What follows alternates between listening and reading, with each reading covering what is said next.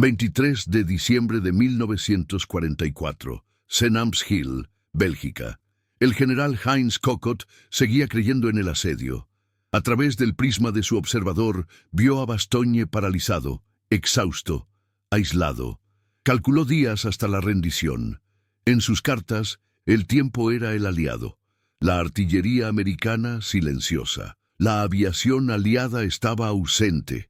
No llegaron suministros. No había esperanza. Pero lo que vio aquella mañana no estaba en los informes de inteligencia. Desde el sur aparecían puntos en el cielo.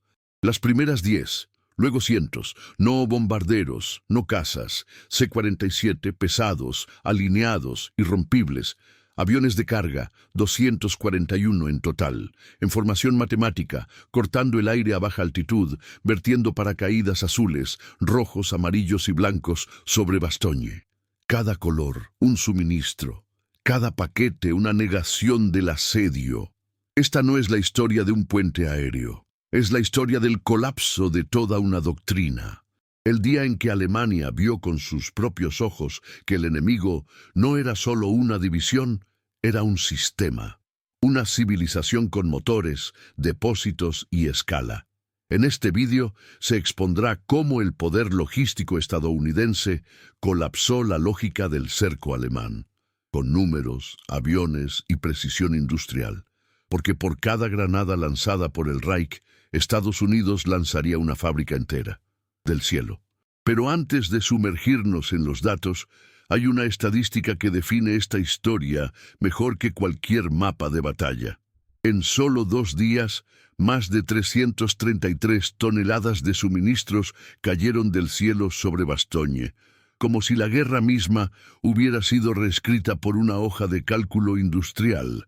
Se lanzaron cirugías completas, jeeps desmontados, sangre refrigerada, munición calibrada y 500.000 de raciones para un solo batallón. Mientras tanto, fuera, los sitiadores alemanes apenas podían abastecer sus tanques a caballo. La Luftwaffe, muerto. El espacio aéreo, totalmente dominado. La doctrina del asedio, reducido a la irrelevancia.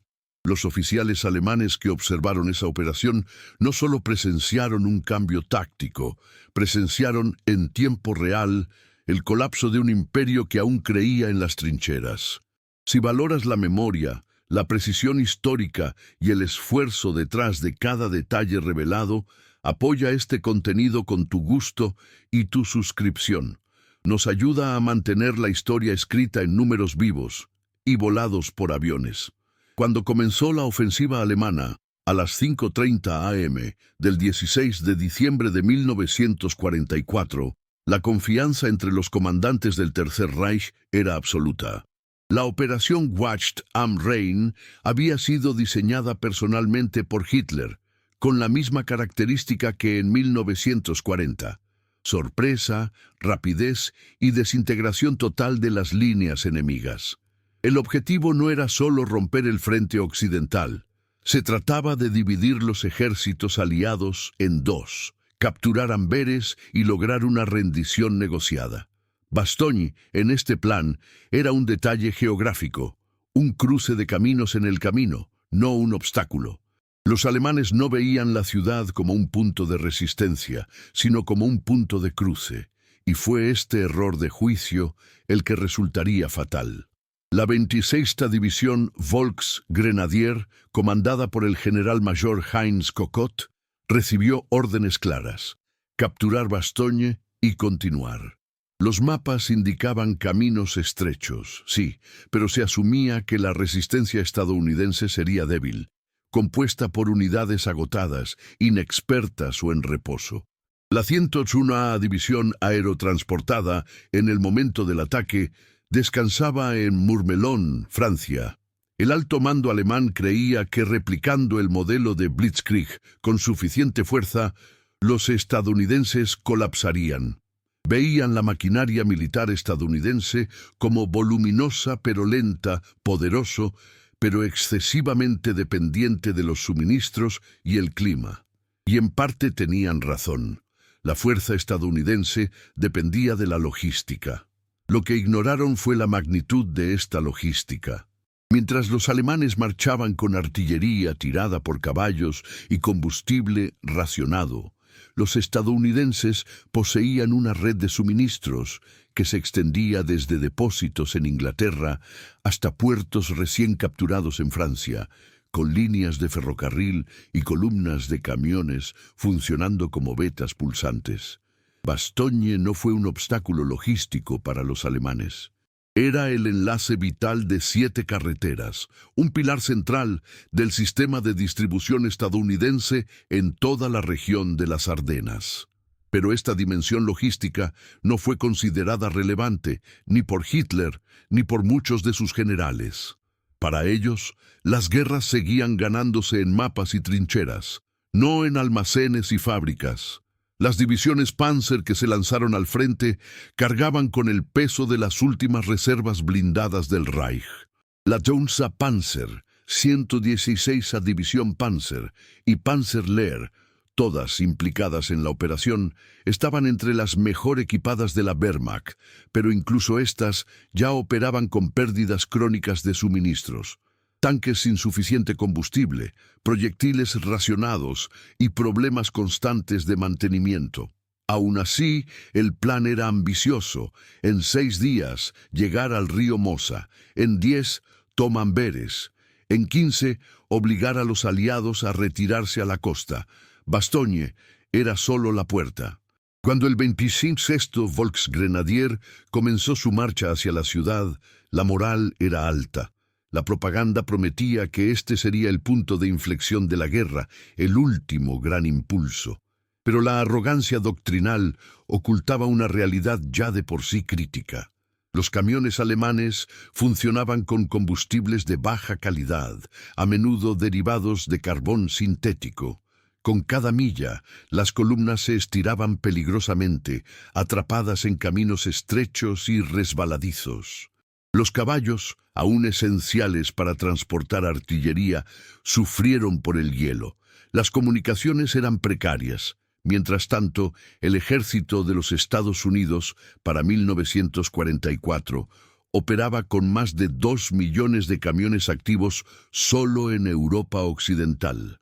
Por cada litro de gasolina que los alemanes lograban improvisar, los estadounidenses distribuyeron 100 con regularidad industrial.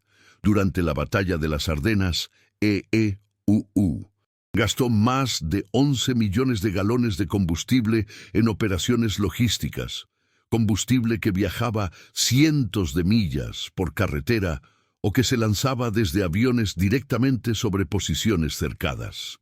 Por su parte, los alemanes tuvieron dificultades para abastecer a sus unidades móviles con un total de 200.000 galones a lo largo del frente occidental. Un detalle que rara vez aparece en los relatos convencionales, pero que define el contraste. Mientras la industria alemana produjo 8 00 tanques Panzer IV durante toda la guerra, EEUU produjo más de 12.000 aviones C-47 solo entre 1941 y 1945. Así es, los aviones de carga usados solo en Bastogne superaban en número a toda la producción alemana de tanques medios. Si esta comparación te sorprendió, comenta abajo. La logística gana, porque eso es exactamente lo que Alemania no entendía, y pagó caro por ello. La confianza en el éxito de la ofensiva permaneció, incluso en los primeros días. El elemento sorpresa funcionó. Las unidades estadounidenses quedaron desprevenidas. Las carreteras se llenaron de soldados en retirada y las posiciones avanzadas colapsaron. Pero pronto comenzaron los retrasos, puentes destruidos por ingenieros estadounidenses, bloqueos improvisados, resistencia en momentos inesperados y, en el centro de todo, Bastogne. Mientras la mayoría de las unidades se retiraban, la 101 aerotransportada se movía en dirección opuesta. Reunida apresuradamente, enviada en camiones por caminos nocturnos, llegó a la ciudad fría, hambrienta y sin preparación para el invierno. Pero llegó y tomó una postura. Desde el 20 de diciembre, Bastogne estuvo rodeada. Para los alemanes era una situación perfecta. una ciudad aislada, ocupada por tropas en inferioridad numérica, con suministros limitados, sin un liderazgo superior presente. El 101 estuvo ausente en la conferencia sin su general al mando, Maxwell Taylor. El asedio cerró de golpe. El mando de von Lüttwitz creía que, en 4 días como mucho, la ciudad caería por el hambre y la desesperación. Además, ordenó a las divisiones Panzer continuar su misión hacia el Mosa, dejando solo al 26. Volksgrenadier y un regimiento auxiliar para encargarse de Bastogne. ¿Por qué desperdiciar tanques y combustible con una ciudad ya condenada? La decisión parecía lógica. Hasta la mañana del 23 de diciembre, incluso el subidón, hasta que los 241 C-47 cruzaron el cielo, hasta que toda la doctrina del asedio se desmoronó en pleno vuelo, porque lo que los alemanes veían como una ciudad sitiada, de hecho, fue el epicentro de un nuevo tipo de guerra. Y en la siguiente parte veremos cómo se libró esta nueva guerra, no con divisiones blindadas, sino con la precisión codificada por colores, paracaidismo y aritmética. Bastogne fue oficialmente rodeada el 20 de diciembre de 1944. En teoría, el plan alemán se había ejecutado con precisión. 7 caminos bloqueados, sin rutas de escape, sin líneas de suministro. Pero dentro de la ciudad, las matemáticas del asedio empezaban a fallar. La 101A División Aerotransportada había llegado con prisas. Los soldados seguían con sus uniformes de campaña otoñales, inadecuados para el frío cortante de las Ardenas. Muchos llevaban botas rotas, sin forro. La comida era limitada, la munición racionada, pero estaban ahí. El primer error alemán fue no esperar resistencia. La segunda era no entender contra quién luchaban. La 101 no era una división ordinaria. Había sido forjado en Normandía, saltado de aviones bajo fuego, luchado en aldeas francesas, enfrentándose a vehículos blindados con bazucas. Era una unidad moldeada por la improvisación y la disciplina. En cuestión de horas, sus oficiales habían establecido perímetros defensivos con alambre de espino, minas, campos de tiro coordinados y puntos de observación. El mando de combate B de la 10ª División Blindada, ya presente en la ciudad, reforzó los flancos con tanques ligeros, piezas antitanque y pelotones de resistencia urbana. Aunque técnicamente aislada, Bastogne se convirtió, minuto a minuto, en una fortaleza orgánica. Lo que parecía una captura inminente se convirtió en un bloqueo difícil de descifrar. En el exterior, los alemanes confiaban en el tiempo. La predicción era que, sin reabastecimiento y bajo un invierno severo, los defensores serían vencidos por el frío, el hambre o el miedo. Las unidades de artillería Volksgrenadier se posicionaron en círculos alrededor de la ciudad, preparando bombardeos sistemáticos. Pero con el paso de las horas, algo cambió. Los estadounidenses no se echaron atrás. Los puestos de observación alemanes anotaron movimientos coordinados, señales de radio y posiciones rotadas. No había caos, había patrón. Los alemanes esperaban una guarnición acorralada. Lo que encontraron fue un organismo en adaptación. Dentro de Bastogne, la situación era crítica. No hubo cobertura aérea, las radios fallaron, los heridos se amontonaron. Aún así, la moral seguía alta. Los comandantes estadounidenses mantuvieron un tono firme. Nadie se rendiría. Cada casilla se convertía en un punto de resistencia. Cada cruce, una línea de fuego. En lugar de romper la ciudad, los alemanes comenzaron a sufrir pequeñas pérdidas en intentos de infiltración. Fue el comienzo de una reversión invisible. El asedio, que se suponía iba a aniquilar, empezó a cristalizar la determinación. El general de división McAuliffe, temporalmente al mando del 101, organizó las defensas por sectores. Las órdenes circulaban con precisión. Los pocos suministros se redistribuyeron con una lógica cuasi científica. Los artilleros guardaron granadas, los médicos improvisaban cirugías en sótanos. En lugar de colapso, hubo cohesión. Sin embargo, fuera, los alemanes interpretaron el silencio como desesperación.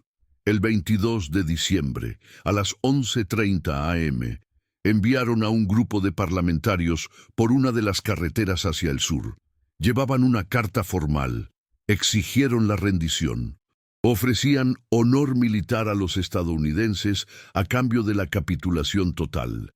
Los alemanes no solo estaban confiados, sino que estaban convencidos de que un último empuje era suficiente.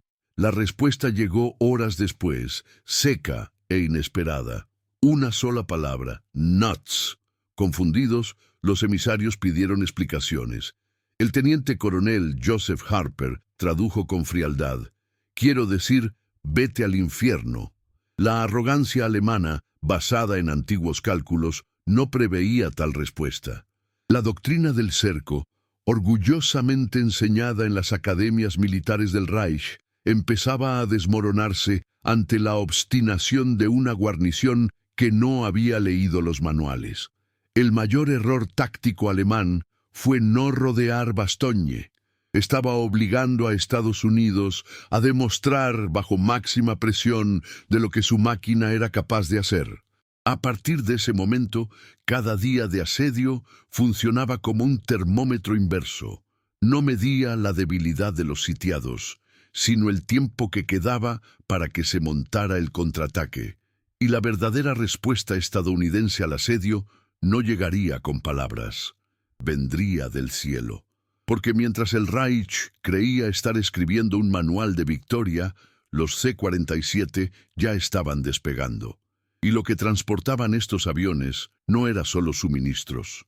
Era la prueba aritmética de que la guerra moderna tenía un nuevo autor.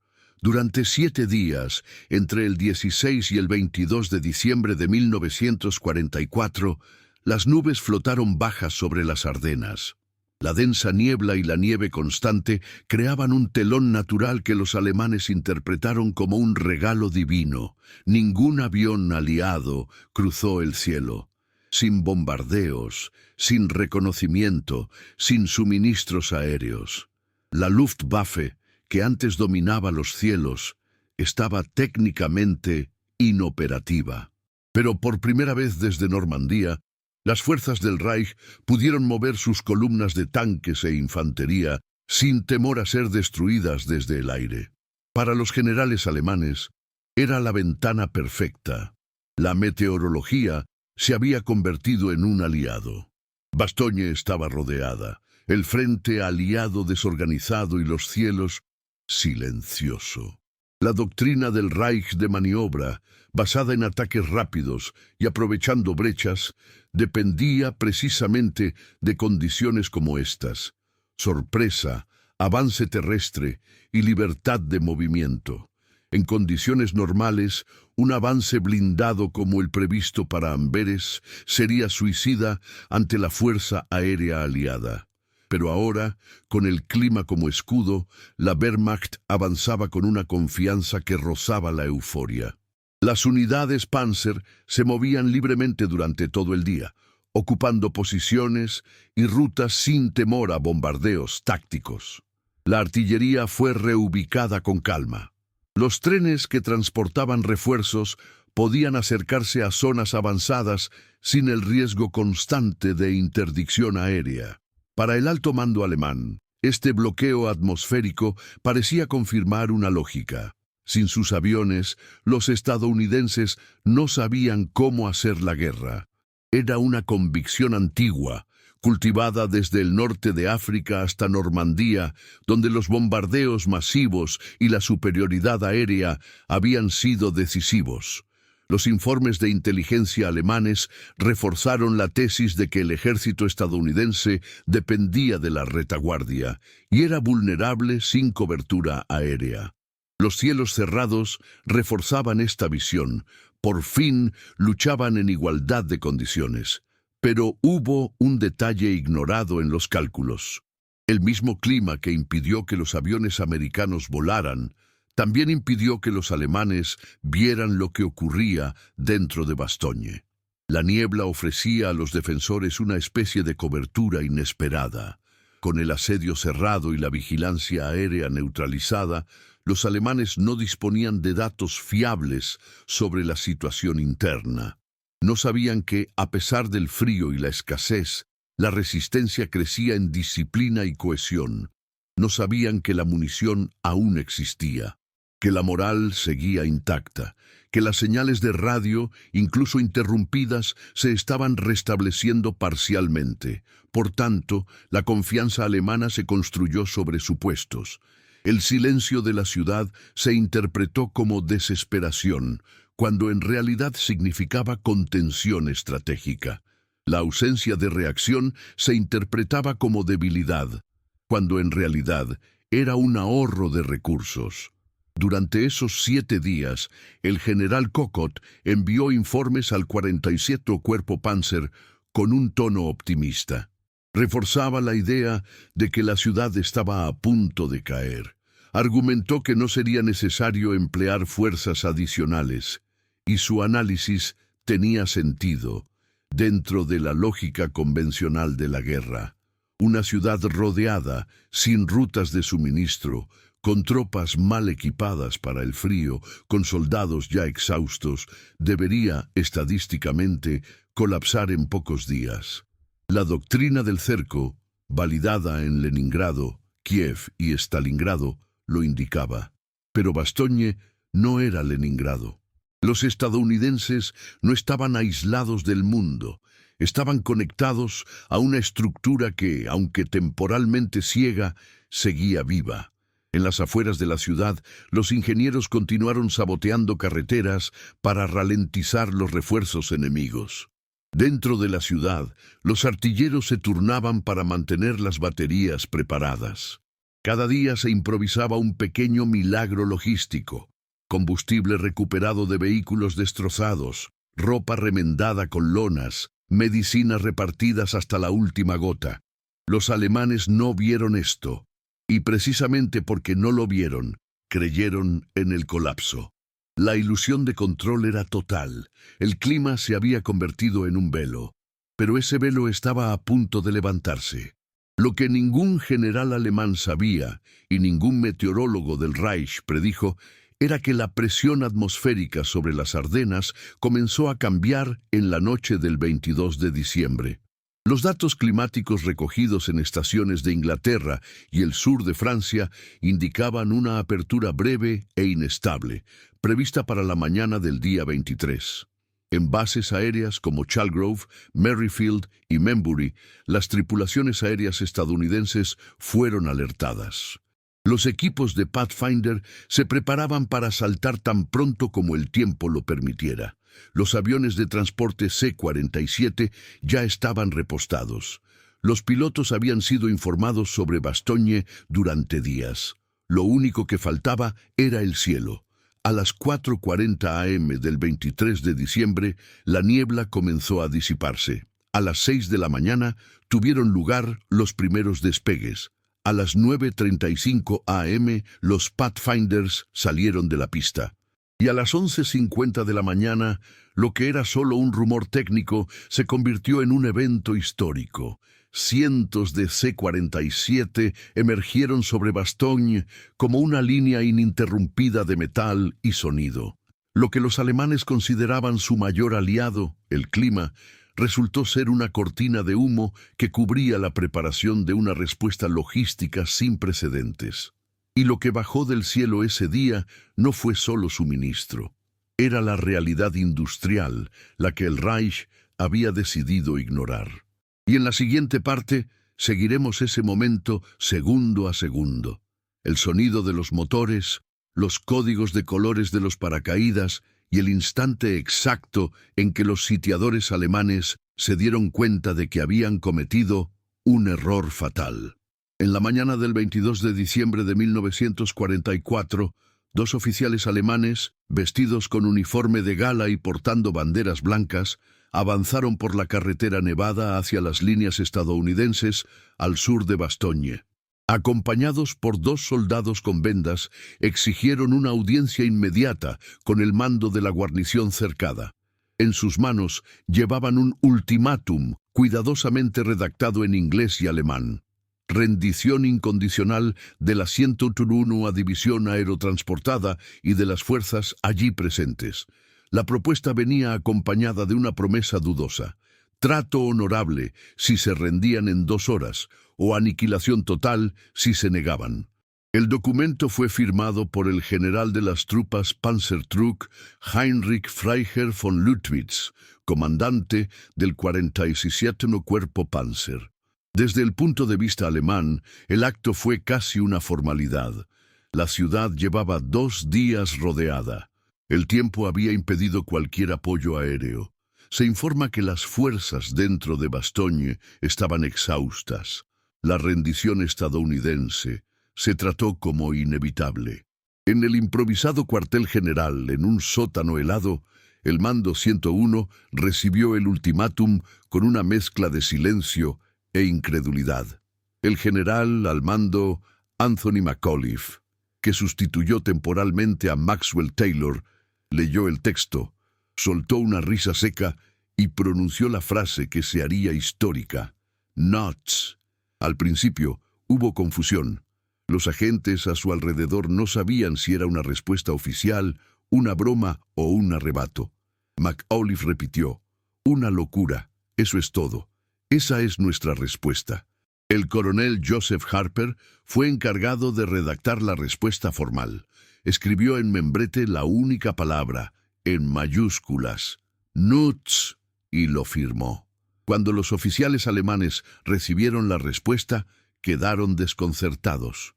No entendían el significado de la palabra. Pensaron que había algún error de traducción. Uno de los oficiales estadounidenses tuvo que explicar: significa algo así como "vete al infierno", pero de una forma más educada. El ambiente en la línea del frente alemán era de incredulidad. Nunca una guarnición sitiada había respondido a un ultimátum con tanto desprecio. El gesto no era solo simbólico, era estratégico. Los estadounidenses no se permitirían jugar el juego psicológico del enemigo. Se negaron a comerciar, incluso con probabilidades desfavorables, incluso con suministros críticos. Y más, lo hicieron con humor. La negativa era un mensaje. El 101 no se estaba derrumbando, estaba decidido. Esa palabra, nuts, resonó entre los puestos de observación alemanes como un ruido extraño. Lo que antes era una certeza se ha convertido en una incógnita. Si los estadounidenses aún pudieran reírse, el asedio quizá no estuviera tan cerca del éxito como se imaginaba. Las tropas alemanas comenzaron a notar señales sutiles de que la situación no se desarrollaba como se había planeado. El comportamiento de los defensores no coincidía con el de una guarnición desesperada. No hubo deserciones, ni banderas blancas, ni caos interno. Al contrario, había organización, patrullas constantes y disparos precisos provenientes de posiciones bien establecidas. La doctrina tradicional del asedio, basada en la presión continua y la espera pasiva, empezaba a resultar ineficaz. Los estadounidenses no iban a arruinarse, se estaban consolidando. La ironía de esta historia es que la solución estaba delante de ellos, y no lo hicieron. Si disfrutas desentrañando estos hechos y entendiendo qué ha cambiado realmente el rumbo en las Ardenas, muestra tu apoyo.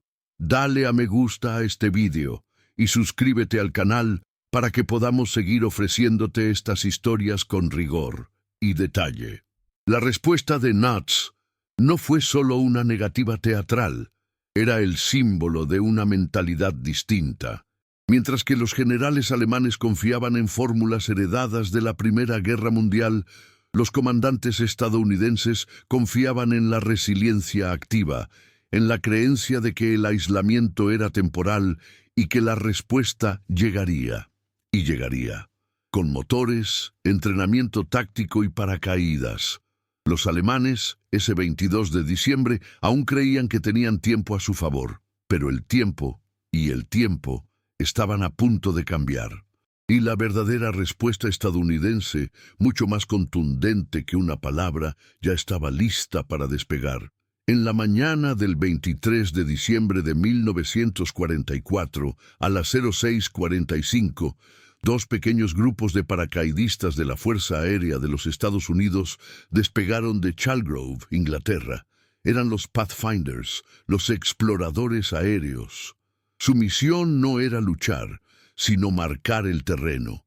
Llevaban radiobalizas, reflectores y señales que indicaban a los cientos de aviones que vendrían a continuación dónde dejar sus suministros.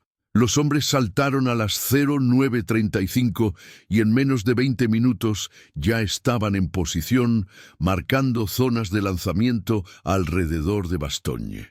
El cielo, que durante una semana había sido un techo gris e impenetrable, ahora era de un azul nítido y limpio.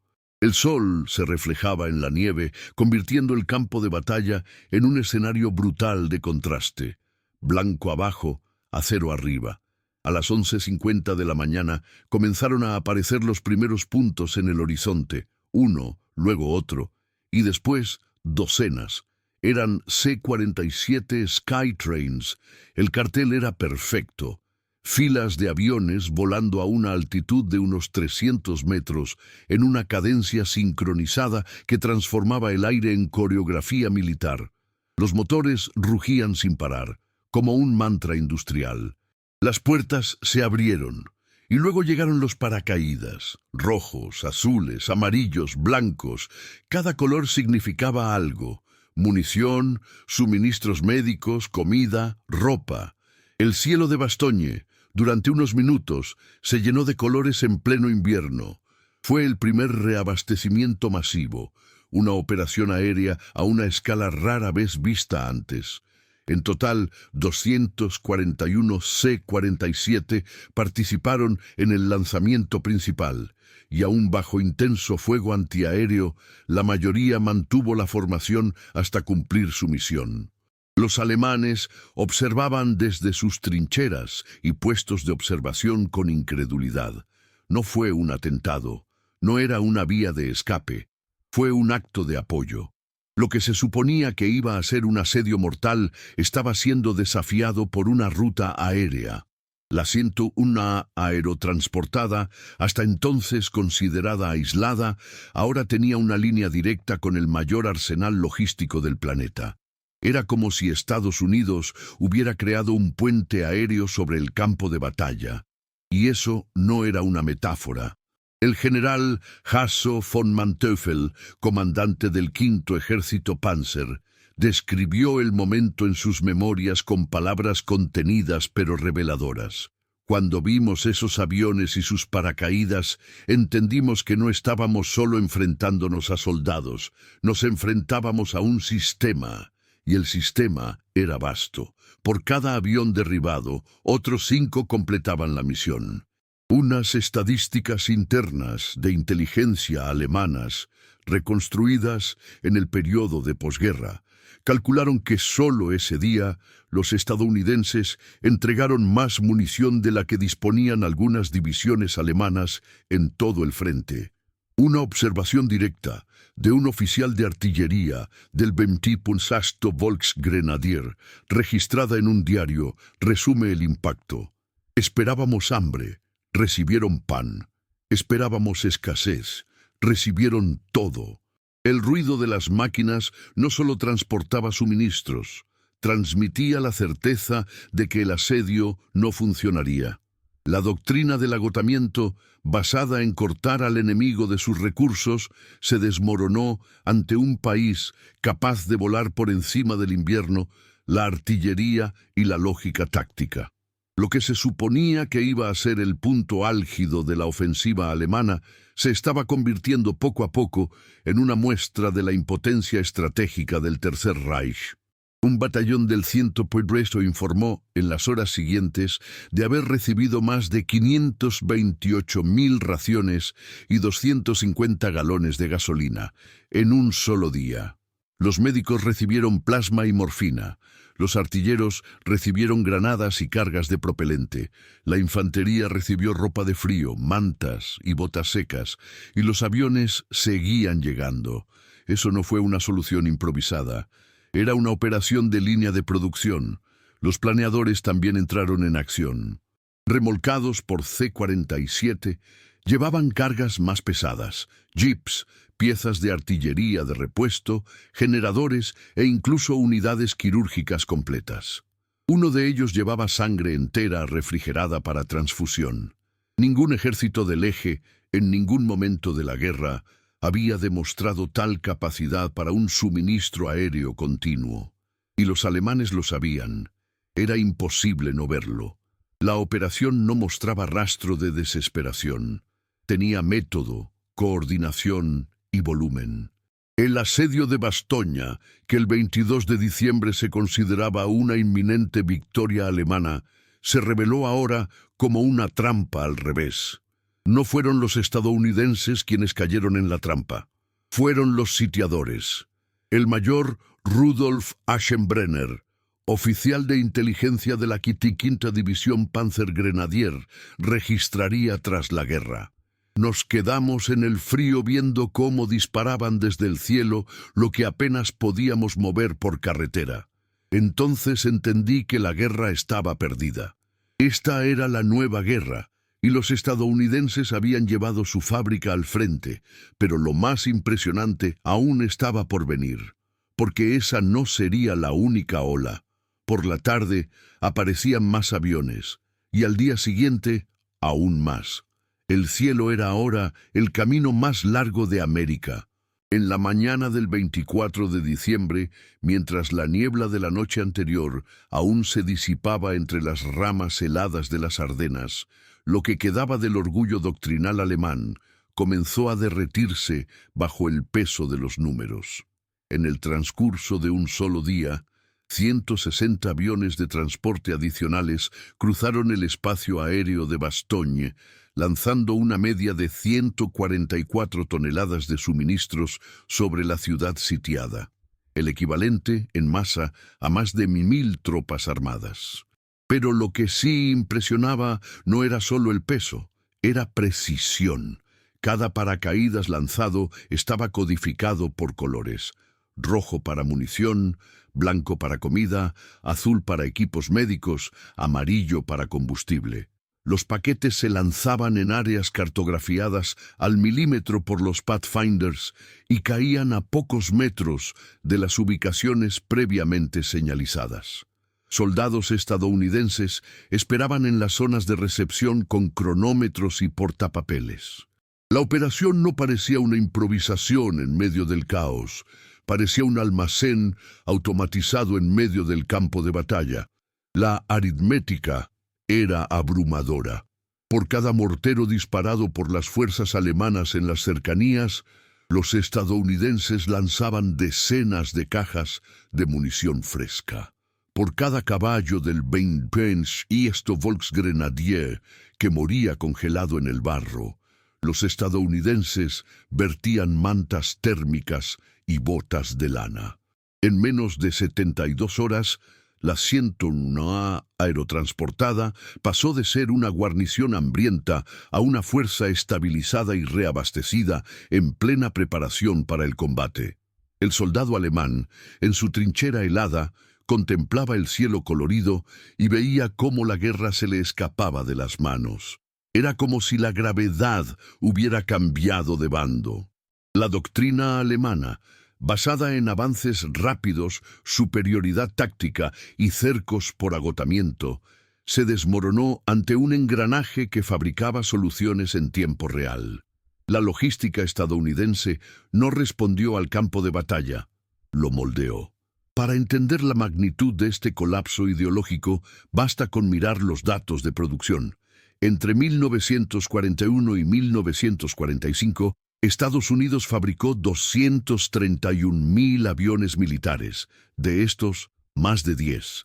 Del eso eran C-47, robustos, simples, fiables, con capacidad para transportar hasta 3 toneladas de carga. Cada C-47 que sobrevoló Bastogne esa Navidad tenía más poder estratégico que un batallón entero de la hambrienta Wehrmacht. En cambio, la Luftwaffe había perdido más del 70% de su capacidad operativa a finales de 1944. De los 1.500 aviones que los alemanes tenían en el oeste, menos de 400 estaban en condiciones de vuelo constante. Y de estos, solo una fracción pudo operar bajo las condiciones climáticas de la región. Alemania, que antes dominaba los cielos de Europa, ahora observaba impotente cómo un corredor logístico aéreo emergía sobre su propio teatro de operaciones. Los médicos estadounidenses operaron plasma refrigerado administrado por planeadores. Las salas improvisadas recibían instrumentos quirúrgicos, analgésicos, antibióticos y material para transfusiones completas. Mientras tanto, los soldados alemanes en las trincheras trataban fracturas con tiras de tela y amputaciones con sierras de campaña sin anestesia. El contraste era brutal y visible, porque ya no se trataba de ocultar fracasos o improvisaciones. El espectáculo de la abundancia estadounidense se desplegaba ante los ojos del enemigo. En entrevistas de posguerra, varios prisioneros alemanes capturados en la región confesaron la misma reacción: el shock de ver que el enemigo no solo resistía, sino que prosperaba bajo asedio. Y eso sacudió la moral más que cualquier ofensiva. El teniente Heinz Pforr, operador de radio de la 5ª División Panzergrenadier, anotó en su diario y fue capturado posteriormente: no piden suministros, les hacen caer del cielo. No luchamos contra hombres, luchamos contra fábricas. Esta percepción era nueva y devastadora. La guerra había dejado de ser un duelo de divisiones. Se había convertido en una confrontación entre formas de organización. Alemania, que había entrado en el conflicto apostando por el genio táctico, el mando descentralizado y la iniciativa ofensiva, se enfrentaba ahora a una civilización que transformaba la logística en doctrina. Cada paracaídas era más que un paquete. Era una frase: que el Reich no ganaría con valentía ni con disciplina, porque el campo de batalla se había convertido en una cadena de montaje, y esa cadena de montaje voló.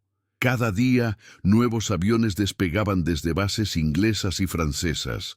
Cada noche se compilaban, priorizaban y empaquetaban nuevas listas de suministros con precisión estadística. El ejército de los Estados Unidos se había fusionado con su industria, y eso no fue solo un diferenciador, fue una revolución. Por tanto, Bastogne ya no era solo una ciudad, fue el punto focal de un cambio de época, el momento exacto en que la guerra tradicional cedió ante la ingeniería, pero aún no se había sentido el impacto completo de esta operación, porque al día siguiente, además de los suministros, caerían cañones antitanque de las nubes. El mismo 23 de diciembre en que los C-47 daban vida a Bastogne, otro sonido llegó a dominar el campo de batalla. Un rugido metálico, bajo e intermitente. Eran el P-47 Thunderbolt, cazabombarderos pesados, equipados con ametralladoras. 50, cohetes de 127 milímetros y bombas de hasta 500 libras. A diferencia de los transportes, los Thunderbolts no traían suministros. Trajeron la interdicción. En cuanto las nubes se disiparon, se lanzaron sobre las carreteras alrededor de Bastogne como depredadores que rodean a un animal herido. El objetivo era claro: evitar cualquier intento de refuerzo, reabastecimiento o retirada por parte de las fuerzas alemanas. Y lo consiguieron. En cuestión de horas, decenas de camiones fueron destruidos en emboscadas aéreas. Columnas enteras de la 116ª División Panzer fueron alcanzadas antes incluso de alcanzar el perímetro exterior del cerco. Los pilotos estadounidenses volaban bajo, seguían rastros, detectaban calor de los motores y reconocían patrones de camuflaje. Fue una cacería sistemática. El cielo, antes una barrera, ahora se convirtió en un dominio absoluto americano. La fuerza aérea, contrariamente a la visión clásica alemana, ya no era una extensión de la artillería, sino un arma de precisión psicológica. Los alemanes ya no sabían cuándo sería el próximo ataque.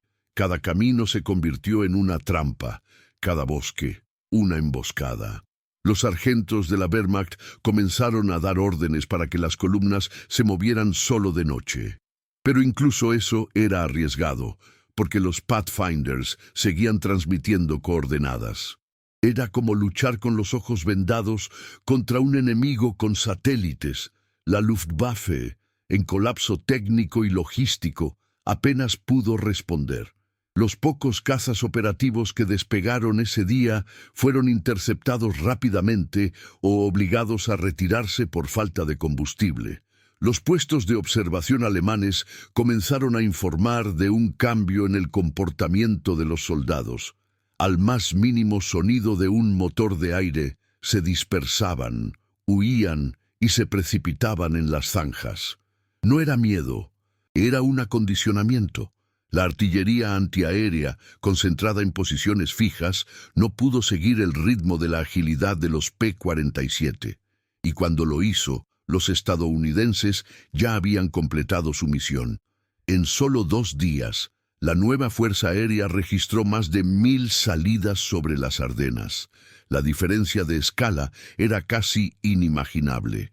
Por cada avión alemán que operaba en el frente occidental, Estados Unidos podía movilizar unos 15. Y en lo que respecta a los tanques, el abismo era aún mayor.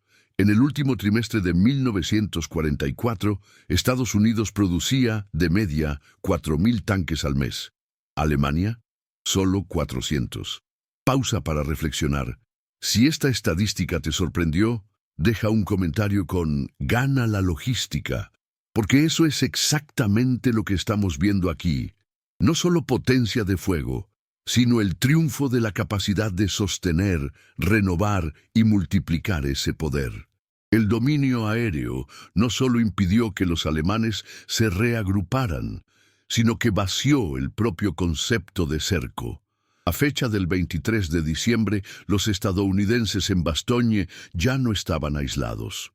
Estaban conectados a un sistema global que proporcionaba suministros, cobertura, inteligencia y potencia de fuego con la precisión de un motor sincronizado.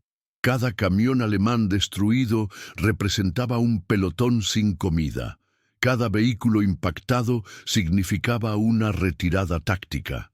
El enemigo, que una vez había sitiado, ahora estaba rodeado por una fuerza invisible, sin primera línea, sin aviso, sin descanso. Bastogne ya no era un punto defensivo, era el centro de gravedad de una doctrina aérea que apenas empezaba a mostrar su alcance. Y en la siguiente parte, esta doctrina será puesta a prueba al extremo, cuando los estadounidenses no solo resistan el cerco, sino que empiecen a rechazarlo, con la ayuda de un refuerzo que llegó en oleadas de hélice. Entre los bosques helados de Bélgica, en el silencio entre una salida aérea y otra, un nuevo tipo de miedo comenzó a extenderse entre los soldados del Tercer Reich. No era el miedo al combate directo, ni al hambre o al invierno, era el miedo al futuro. Un miedo frío y calculador que surgió de la realización de que el enemigo frente a él no luchaba solo con valentía o disciplina, sino con algo mucho más peligroso: la escala. La operación sobre Bastogne mostró a los alemanes algo que ninguna doctrina de la Wehrmacht había previsto.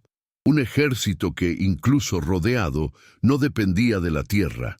Un enemigo que pudiera reconstruir sus recursos desde el cielo, que recibió gasolina por paracaídas, mantuvo sus comunicaciones por radio transportadas en planeadores, transfundido con sangre refrigerada y distribuyó más de 500.000 de raciones en 2 días, todo con casi precisión quirúrgica.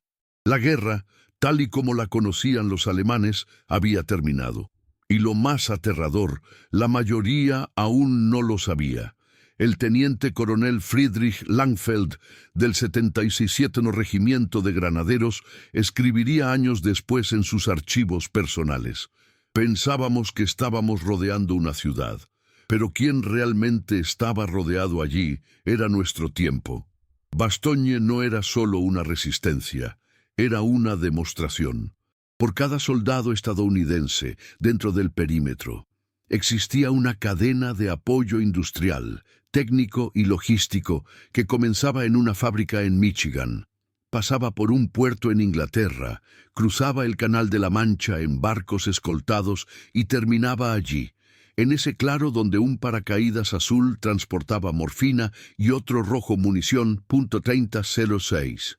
Era una guerra de conexiones. Y los alemanes no tenían nada que responder. Alemania, que en 1940 había vencido a Francia en 6 semanas, apenas podía mantener una línea de suministro durante 3 días bajo el cielo americano. Los tanques Panzer, que antes eran símbolos de la Blitzkrieg, estaban atascados o sin combustible. La caballería, aún empleada en varias unidades en el frente occidental, apenas resistió el frío. Las radios funcionaban con dificultad. La artillería estaba desfasada. La Luftwaffe, que en su día inspiró terror, era ahora un fantasma estadístico. El general Heinz Guderian, arquitecto de la doctrina blindada alemana, escribiría en sus memorias: «Subestimamos no el valor, sino la capacidad de multiplicar el ejército estadounidense». La multiplicación, ese era el secreto. Por cada pieza de artillería destruida, había otra lista para ser enviada. Por cada avión derribado, se produjeron 10. Por cada pelotón perdido, un batallón entrenado lo reemplazaba. El ejército de los Estados Unidos era una extensión de su industria. Y su industria era más grande que cualquier estrategia. El resultado de esto en Bastogne no fue solo táctico, era simbólico. El cerco, que en Stalingrado había representado la máxima gloria de la doctrina alemana de cerco, se convirtió ahora en una trampa conceptual. El Reich creía que aislándose ganaba, que la interrupción de la logística enemiga era el paso final hacia el colapso. Pero allí, en las Ardenas, aprendieron que estaban luchando contra algo nuevo. Un ejército que ya no necesitaba carreteras, un ejército con sus propias nubes, sus propias huellas, volando. Un ejército cuyas líneas de suministro evitaban el invierno, las trincheras y la lógica convencional. Y la pregunta no dicha, pero que resonaba en los ojos de los observadores alemanes, era simple e inquietante. Si son capaces de hacer esto con una fuerza rodeada, ¿de qué más son capaces? En los interrogatorios realizados tras la guerra, muchos oficiales alemanes capturados citaron a Bastogne como el momento en que se dieron cuenta de que la derrota era solo cuestión de tiempo. No por falta de valentía, pero por falta de escala. Un sargento de la 5ª División de Cazas de Montaña declaró en un comunicado: «Luchamos con valentía, pero ellos lucharon con una reserva infinita». La doctrina de la guerra rápida, de la superioridad local, de la iniciativa descentralizada, todo esto encontró su límite frente a un sistema que no dependía del terreno por el que pisaba. Bastogne se había convertido en el prototipo de la guerra moderna, y los cerebros del Reich, antes tan seguros en maniobras y rupturas, ahora veían que se enfrentaban a una línea de montaje con alas. Pero la respuesta estadounidense no había terminado, porque el asedio estaba a punto de romperse, no por suerte, no por diplomacia, sino por tanques Sherman, combustible aéreo y una nueva ofensiva terrestre que vendría como un equipo sincronizado.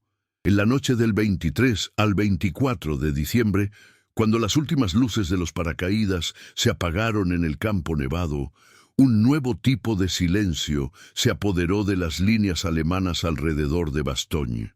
No era el silencio tenso que precede a un ataque, ni el silencio disciplinado de quienes esperan órdenes. Era el silencio de la incomprensión, un vacío estratégico.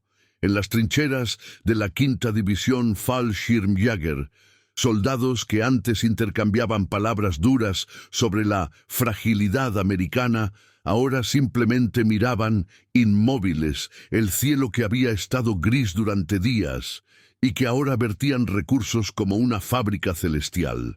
La radio de campo captaba más ruidos del cielo que mensajes desde la parte trasera, y la duda empezó a erosionar la estructura moral del asedio. El enemigo que debía marchitarse creció. El enemigo que se suponía debía gritar rendición, respondió con disparos procedentes de nuevas reservas de munición que, horas antes, no existían. La doctrina alemana predecía que un asedio rompería la moral, la estructura y la eficiencia del oponente. Pero en Bastogne el efecto fue el contrario. Los soldados estadounidenses fueron reequipados y, peor aún, estaban seguros de sí mismos. La artillería del 101 comenzó a disparar con proyectiles lanzados desde el aire hace menos de 12 horas. Los oficiales alemanes simplemente no tenían forma de explicarlo. Cada estampida estadounidense era tanto un disparo como un mensaje. No solo estamos resistiendo, nos estamos rearmando. El mayor Friedrich Hosbach, del 22º Volksgrenadier, escribió en su agenda de campaña, antes de quemarla por orden desde arriba: «Disparamos para matar, disparan con munición nueva. ¿De dónde viene? ¿Cómo llega? Nuestros informes dicen que están aislados, pero no lo parece». La confusión táctica se convirtió rápidamente en colapso perceptivo. Las unidades antiaéreas alemanas, posicionadas apresuradamente en zonas cercanas a las rutas de vuelo, gastaron toneladas de munición intentando interceptar los C-47. Los resultados fueron estadísticamente irrelevantes. Por cada avión dañado, decenas completaron su misión. Un pelotón entero de la Luftwaffe informó haber disparado 2. Esos proyectiles de 20 milímetros sin poder impedir ni un solo disparo. Lo que vieron los sitiadores fue una coreografía de eficiencia. Aviones volando en formación, artillería estadounidense operando con precisión, médicos estadounidenses usando agujas desechables recién liberadas para hacer transfusiones de sangre refrigerada. La desesperación alemana se tradujo en órdenes contradictorias. En ciertos sectores se ordenó usar morteros contra zonas de paracaidistas, aunque ya se habían recogido suministros. En otras, se dio prioridad a la destrucción de bengalas, aunque ya estuvieran ocultas bajo camuflaje. La estrategia se había vuelto instintiva, no racional, y este derrumbe no fue solo sobre el terreno, era doctrinario. La idea de que un ejército pudiera fortalecerse bajo asedio era una paradoja que la mentalidad alemana no estaba preparada para asimilar. En Prusia, en el frente oriental, en Stalingrado, el cerco siempre ha significado una muerte lenta. Bastogne rompió esta lógica. Un diario incautado a un suboficial del Kiskelú V Batallón de Reconocimiento informaba: «Es como si la ciudad tuviera raíces en el cielo. Cortamos todas las rutas, pero florece». La percepción simbólica empezó a imponerse a la percepción militar. Las tropas de la Wehrmacht ya no veían a los estadounidenses como iguales, sino como una fuerza diferente, casi intangible. Lo que antes se consideraba una operación local, una pausa para Amberes, ahora era una pesadilla que se negaba a desintegrarse. Y mientras los soldados alemanes se quedaban paralizados en los bosques, intentando entender cómo se había revertido el asedio, los estadounidenses improvisaban pequeñas celebraciones navideñas con chocolate recién lanzado por planeadores. Una escena casi surrealista tuvo lugar en un claro al sur de la ciudad. Una pieza de artillería estadounidense fue trasladada con combustible lanzado esa misma mañana. Disparó granadas que habían llegado por la tarde y los operadores, todos ellos, llevaban botas térmicas entregadas el día anterior. Un sistema que opera bajo aislamiento. Fue el triunfo de la cadena industrial contra la doctrina militar. Era la prueba de que para Estados Unidos el campo de batalla no era solo el lugar de combate, sino el lugar de producción. Y el Reich, en ese momento, solo era un espectador de un futuro que no comprendía. Pero la consecuencia última de este silencio estratégico aún estaba por llegar, porque el sonido que los sitiadores escucharían en los días siguientes ya no proveniría de los aviones, sino de tanques acercándose, y no tanques alemanes. A medida que avanzaba la mañana del 24 de diciembre, el sonido familiar de los aviones de transporte estadounidenses empezó a desvanecerse, pero el asedio alrededor de Bastogne aún estaba lejos de romperse. La sorpresa, sin embargo, apenas empezaba a revelarse. En la segunda oleada de reabastecimiento, los paracaídas ya no eran los únicos portadores de esperanza. Entonces aparecieron planeadores, silenciosos e imponentes unidades de transporte que venían directamente del cielo para abastecer la ciudad sitiada. No solo llevaban raciones y municiones, sino algo aún más significativo: unidades quirúrgicas completas, jeeps, piezas de artillería e incluso sangre refrigerada. Estos 92,4 mil kilos de carga se entregaron sin necesidad de pista de aterrizaje. Simplemente aterrizaron con precisión y sin fanfarria en el campo helado de Bastogne. Eran planeadores Waco CG-4. Lo que los alemanes no entendían ni podían anticipar era que estos aviones no eran solo un transporte, sino un símbolo del poder industrial de Estados Unidos, trayendo una innovación invisible que haría su concepto de guerra aún más obsoleto. Cuando los planeadores comenzaron a descender sobre Bastogne, fue como si el propio concepto de asedio se estuviera invirtiendo al revés. Los médicos alemanes, obligados a operar con serrín, gasas reutilizadas y herramientas improvisadas, observaban con prismáticos el espectáculo de lo inesperado. Ellos, a quienes se les había enseñado a creer en la superioridad del Reich y en su capacidad de improvisar y adaptarse, ahora veían a un enemigo abastecido con unidades quirúrgicas completas, equipos médicos y materiales especializados que simplemente no existían en el bando alemán. Lo que los soldados alemanes observaron, impotentes, fue la diferencia en capacidad de movilización y logística. Aunque Alemania seguía dependiendo de los caballos para transportar munición, los estadounidenses podían mover cualquier tipo de recurso, desde unidades médicas hasta maquinaria pesada, con una velocidad y eficiencia que rompían cualquier predicción de resistencia. La precisión con la que aterrizaron los planeadores, sin pistas ni fallos, evidenció la superioridad tecnológica de Estados Unidos. Cada planeador traía piezas de artillería de repuesto, vehículos militares ya en uso en la ciudad e incluso sangre para transfusiones, algo que los médicos alemanes ni siquiera podían ofrecer a sus heridos que morían de infección o anemia en hospitales improvisados.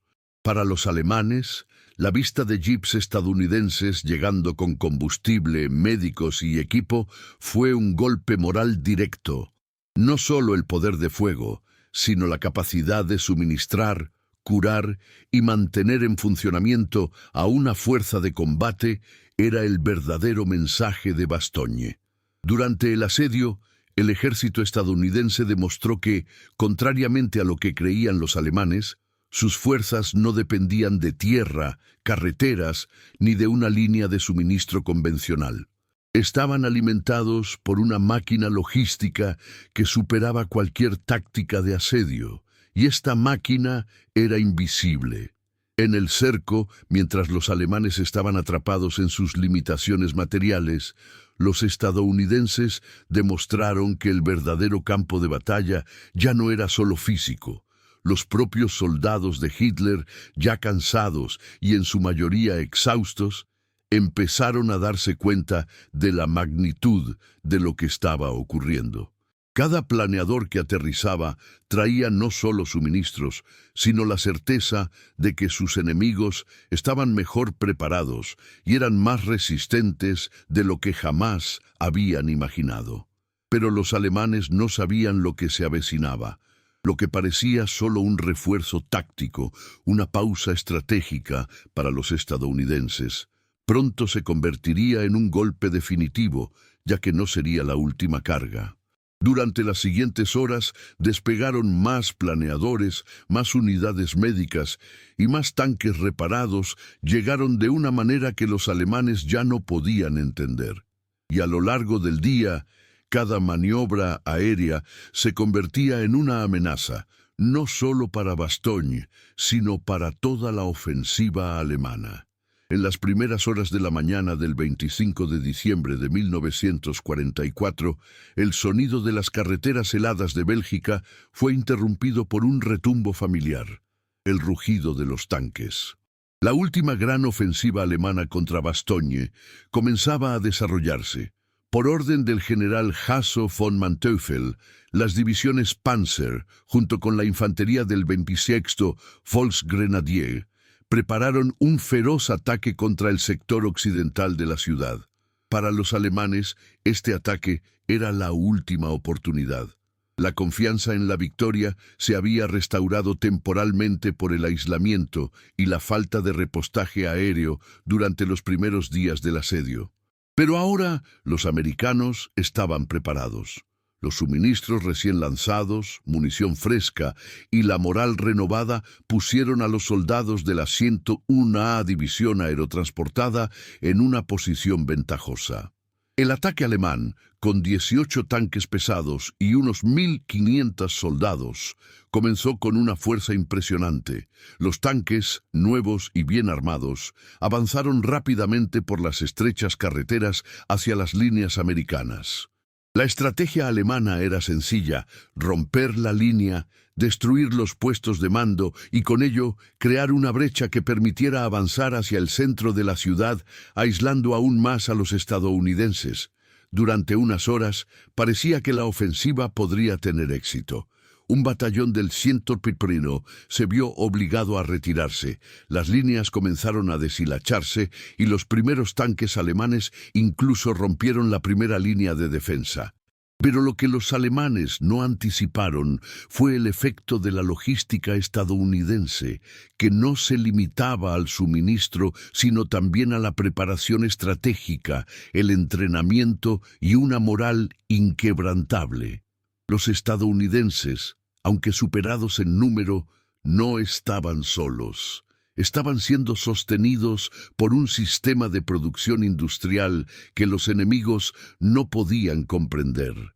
Por cada tanque que avanzaba, había un cañón antitanque preparado para enfrentarlo. Por cada artillero alemán que disparaba, había una unidad estadounidense reabastecida y lista para responder con precisión fatal. El cerco, que debería haber debilitado a los soldados estadounidenses, ahora los hacía más fuertes.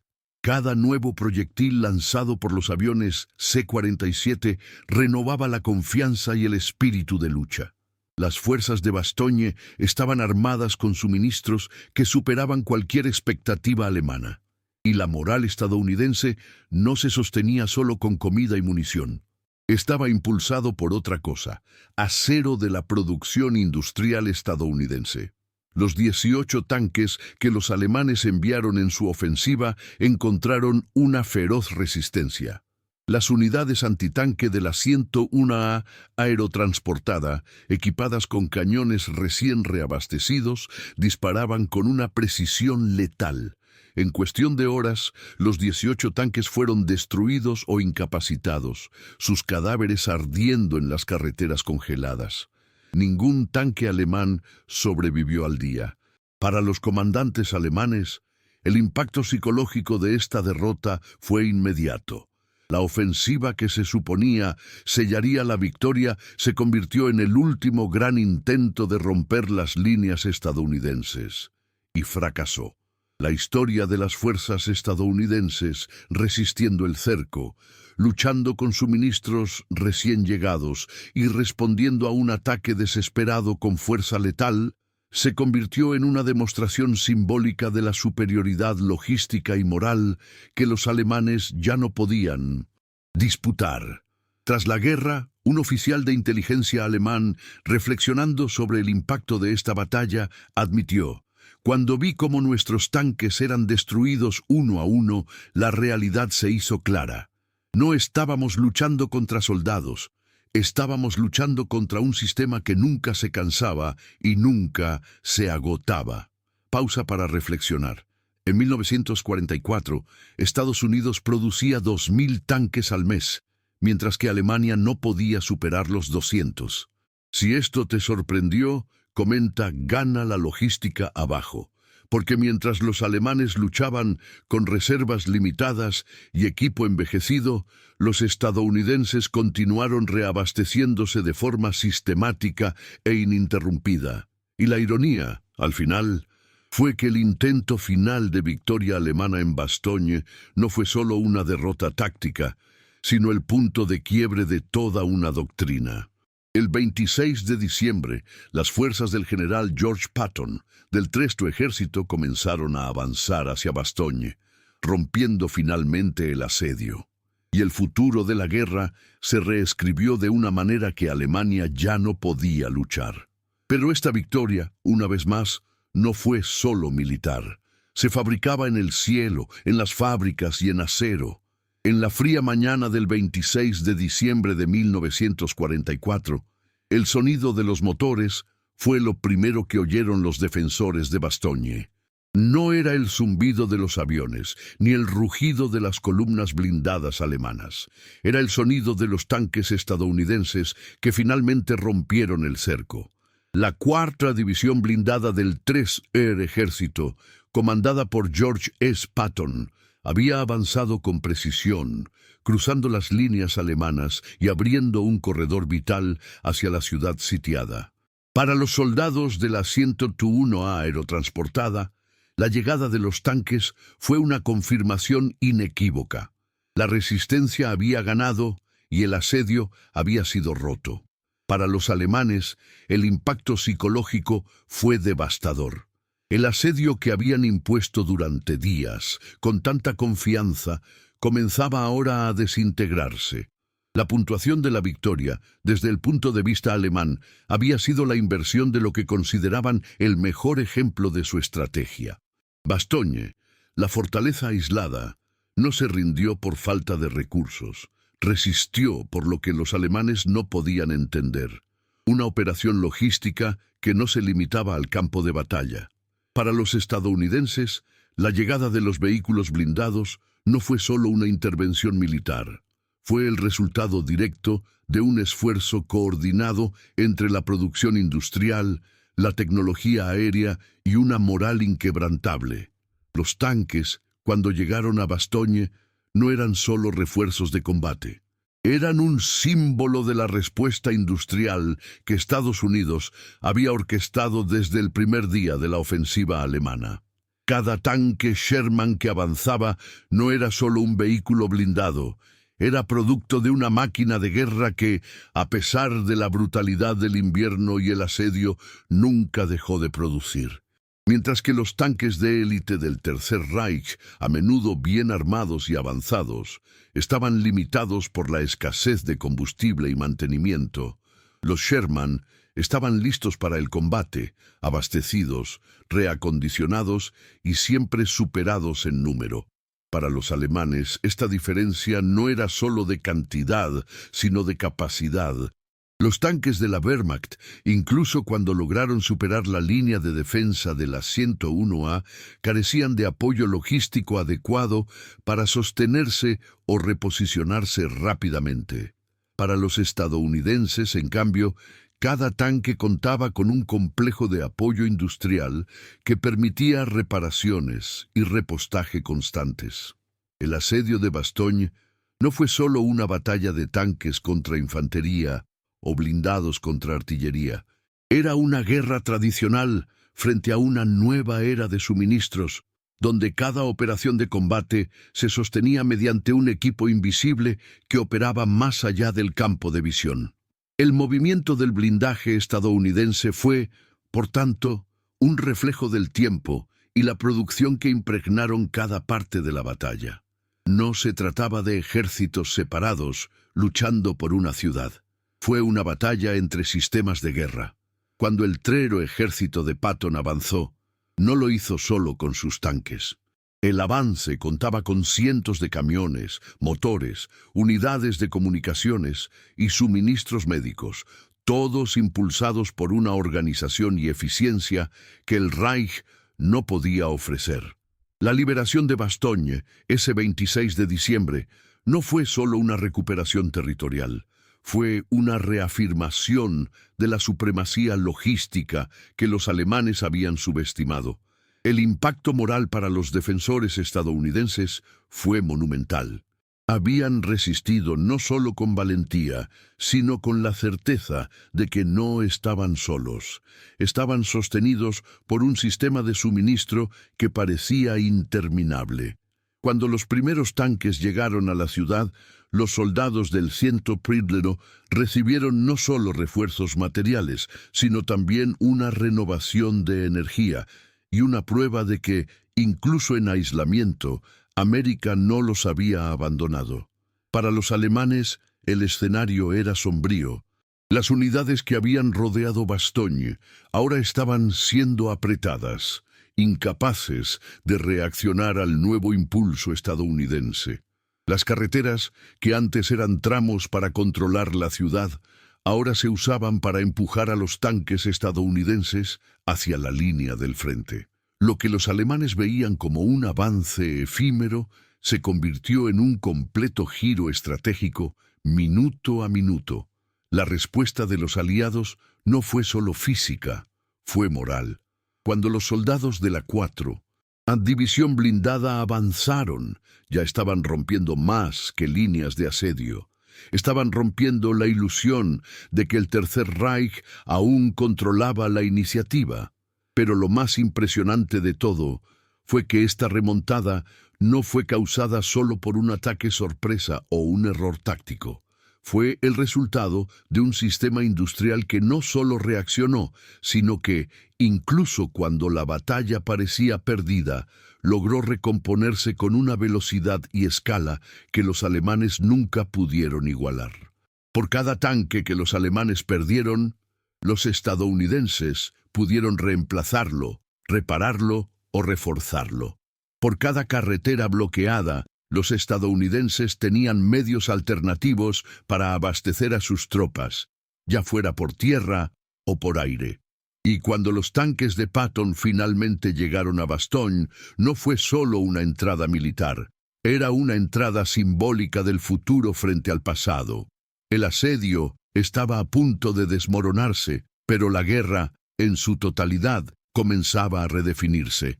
En la siguiente parte, veremos el impacto de este cambio de cara no solo en el campo de batalla, sino también en la mente de los comandantes alemanes, que por fin empezaban a comprender el verdadero coste de su subestimación. La historia de Bastogne no es solo una historia de valentía, resistencia y táctica en el campo de batalla. Es, en esencia, una historia de números que definieron la victoria estadounidense y la derrota alemana. El verdadero campo de batalla de la Segunda Guerra Mundial, a partir de 1944, ya no se limitó al terreno o al contacto directo entre fuerzas, sino a cálculos de producción, logística y la capacidad de un sistema industrial para mantener a sus ejércitos no solo vivos, sino listos para luchar, cada hora, cada minuto. Durante el asedio de Bastogne, el ejército estadounidense envió más de 1.100 toneladas de suministros solo por aire, desde que se abrieron los cielos el 23 de diciembre. Para los alemanes, esta cifra era inimaginable. Mientras que los aviones C-47 lanzaron munición, comida, ropa e incluso unidades médicas, la Luftwaffe, por ejemplo, logró volar menos de 100 misiones aéreas durante toda la ofensiva. y la mayoría no lograron cumplir su objetivo. Para los sitiadores alemanes, la situación empeoraba drásticamente. No se les enviaba ningún cargamento de suministros por aire y el aislamiento ya no era un factor táctico que pudiera manipularse. Fue la muerte de una doctrina.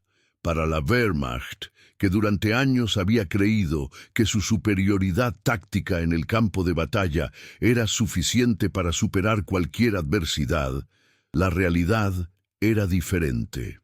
El número de proyectiles de artillería disparados contra las fuerzas cercadas de Bastogne superó los 15.000, y con cada disparo, más de 5.000 toneladas de material logístico salían del cielo para reabastecer las líneas americanas.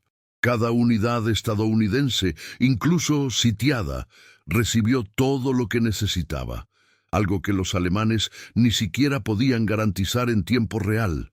Lo que parecía una defensa desesperada contra un asedio invencible era en realidad una operación continua de suministros, reforzada por las matemáticas precisas de la producción y distribución.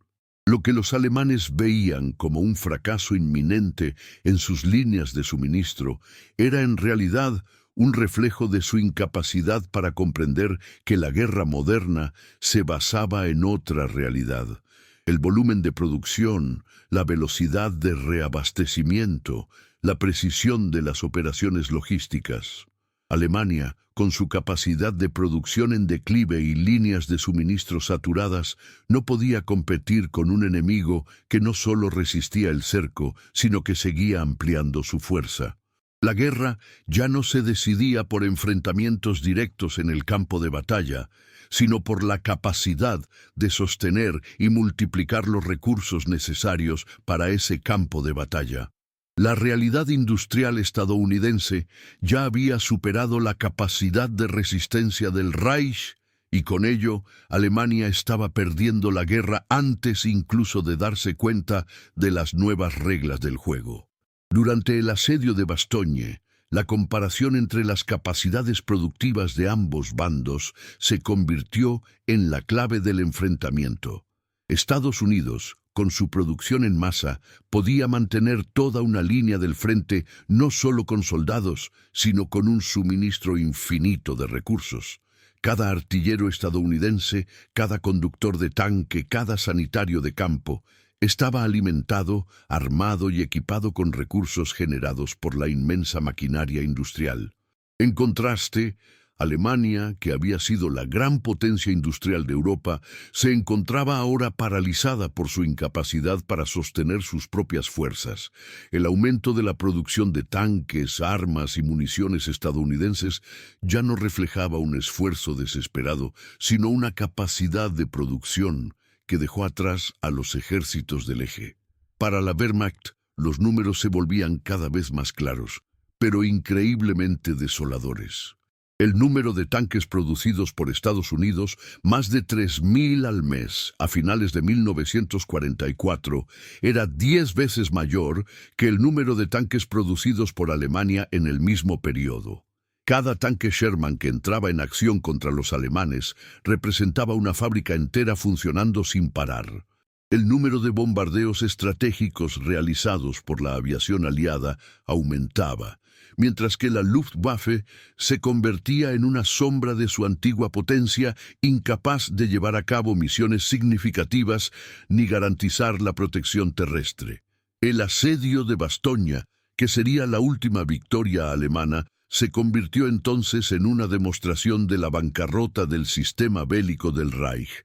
Ya no era una guerra de frentes, ataques y defensas. Fue una guerra de capacidades industriales, donde la cantidad de producción, recursos y suministros dictaba a los ganadores. La ironía de todo esto radicaba en que, mientras los comandantes alemanes seguían luchando basándose en tácticas y estrategias tradicionales, las fuerzas estadounidenses libraban una guerra completamente diferente. Fue una guerra en la que los números eran más poderosos que los de cualquier tanque o división de élite. Y el colapso de las fuerzas alemanas alrededor de Bastogne no solo reflejaba fracasos tácticos, sino también la incapacidad del Reich para darse cuenta de que en el siglo XX la guerra ya no era solo cuestión de sangre y hierro. Era una cuestión de producción, suministros y sobre todo matemáticas. Y lo más devastador de todo, mientras los comandantes alemanes aún intentaban romper una resistencia desesperada en Bastogne, la maquinaria bélica estadounidense ya se preparaba para la siguiente fase de la ofensiva, una ofensiva que cambiaría el curso de la guerra. Tras la caída del asedio el 26 de diciembre de 1944, comenzaron a capturarse y llevarse a los primeros prisioneros alemanes para interrogatorios. La sorpresa de los comandantes estadounidenses al escuchar los relatos de estos hombres no fue en sus palabras de miedo o desesperación, sino en su profunda vergüenza y desconcierto. Durante meses, los alemanes creyeron que Bastogne era cuestión de tiempo, una victoria garantizada.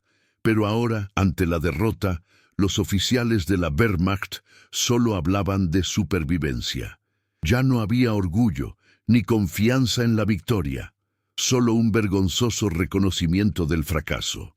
El general mayor Heinz Kockott, comandante de la 26ª División de Granaderos, que había rodeado Bastogne con absoluta confianza, reflexionaría más tarde sobre el impacto psicológico de la batalla, describiéndola como un encuentro con lo inimaginable.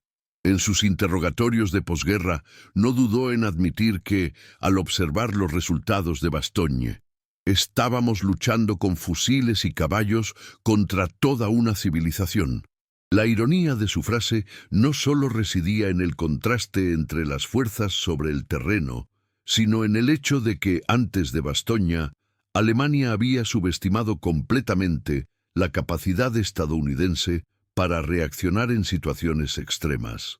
Para Kockott, el cerco había expuesto la frágil doctrina alemana que aún creía que la guerra podía ganarse con la fuerza bruta de soldados y blindados, mientras que los estadounidenses operaban con una máquina de guerra completamente diferente, más compleja pero al mismo tiempo mucho más eficaz. El propio Hasso von Manteuffel, comandante del V Ejército Panzer, admitiría en sus memorias que la resistencia de Bastogne superaba lo que la Wehrmacht había anticipado. La visión del avance estadounidense, impulsado por suministros lanzados desde el cielo y refuerzos que llegaban con impresionante rapidez, fue una amarga revelación para los comandantes alemanes. Hicimos nuestras predicciones basándonos en tácticas. Sin embargo, basaron su guerra en la industria y el cálculo. Y ese cálculo ganó.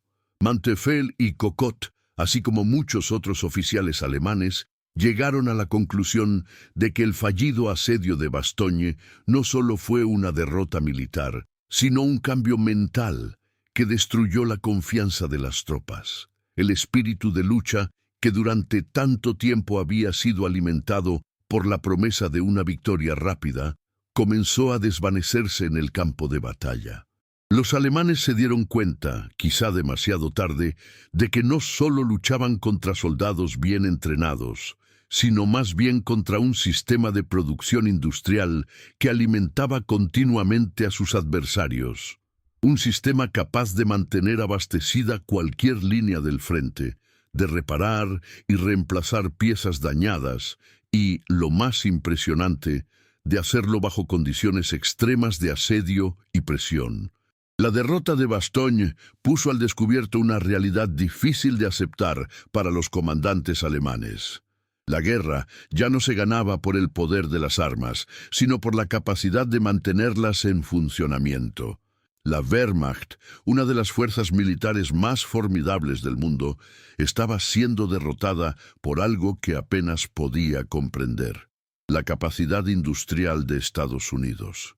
Kockott, en su reflexión, dijo que no podía entender cómo los estadounidenses lograban mantener tan bien abastecidas a las fuerzas de Bastogne, incluso cuando todas las rutas de suministro estaban bloqueadas.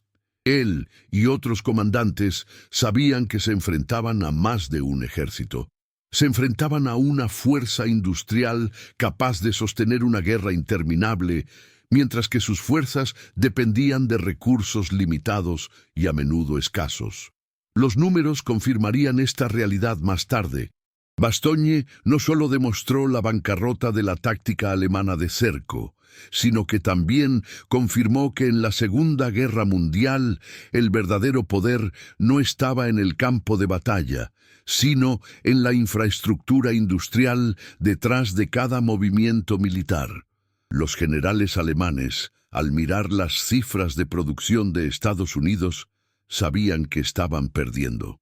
Cuando se enfrentaban a cifras estadounidenses de producción de tanques, aviones, munición y suministros, sus propios cálculos parecían anticuados y a menudo patéticos.